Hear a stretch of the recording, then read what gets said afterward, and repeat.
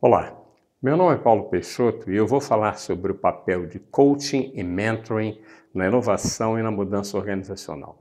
Eu tenho uma formação que inclui mestrado e uma especialização feitos nos Estados Unidos, nas áreas de comportamento organizacional e ciência do comportamento aplicado, e cerca de 30 anos trabalhando nessas áreas. Muito bem, eu há pouco tempo postei um vídeo em que eu dei uma entrevista de cerca de meia hora falando sobre inovação e mudança organizacional. Nós sabemos que o processo de inovação e mudança organizacional tem como barreira maior, quando existe essa barreira, justamente o elemento humano. Por que o elemento humano? Porque há duas dificuldades que a gente encontra nas pessoas para que elas aceitem bem a mudança e consigam ter um bom desempenho perante novos papéis que lhes são colocados. Um dos problemas que a gente encontra é com relação ao conteúdo propriamente dito. Às vezes se diz, pessoas resistem à mudança. Não, elas resistem às mudanças frequentemente porque têm uma ótima razão.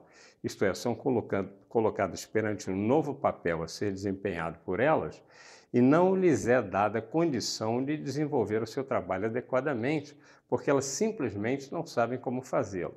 Então, o papel de um mentor é no sentido de fazer com que a pessoa vá descobrindo como é esse trabalho, quais são os componentes, quais são os elementos e ajudando a fazer esse trabalho. Por outro lado, há algumas pessoas que de fato têm um modelo mental que ele reage negativamente a tudo aquilo que é uma incógnita e que pode representar um problema. Então, são pessoas que de certo modo temem aquilo que é o desconhecido. Por temer, elas evitam. Então, elas têm sensações de frustração, de medo, de raiva, de angústia com relação a uma nova situação, por não saberem se conseguirão lidar com ela. Algumas pessoas têm esse modelo mental. O trabalho de um coach, nesse momento, então, em que ele vai ajudar a pessoa a conseguir superar esses medos, alterando, de certo modo, o modelo mental para que ela seja capaz de, ao invés de fugir, enfrentar situações novas, procurar descobrir caminhos novos, ao invés de simplesmente rejeitá-los, esse trabalho do coach pode ser extremamente importante. Existe ainda um papel intermediário aí, que nós temos o coach barra mentor, aquela pessoa que tem essas duas competências, em que ele vai pegar uma pessoa que tem alguma dificuldade para lidar com a mudança e pouco conhecimento daquilo que se trouxe de novo para a organização, e ele vai ajudá-la, então, mostrando a ela algumas coisas novas e fazendo com que, por outro lado, ela supere o medo para poder enfrentar essas coisas novas.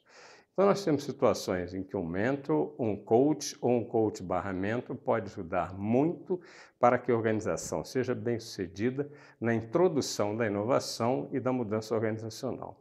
Não é uma novidade para todas as organizações. Existem várias que já têm, inclusive, um gestor de coaching e mentoring que se posiciona de uma maneira bastante expressiva toda vez que acontece uma inovação e uma mudança organizacional, além do papel que desempenha já no cotidiano da organização.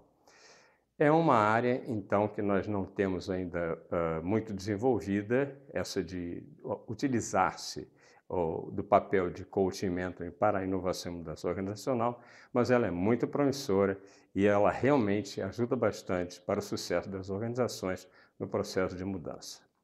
Voltaremos a falar sobre isso. Até lá.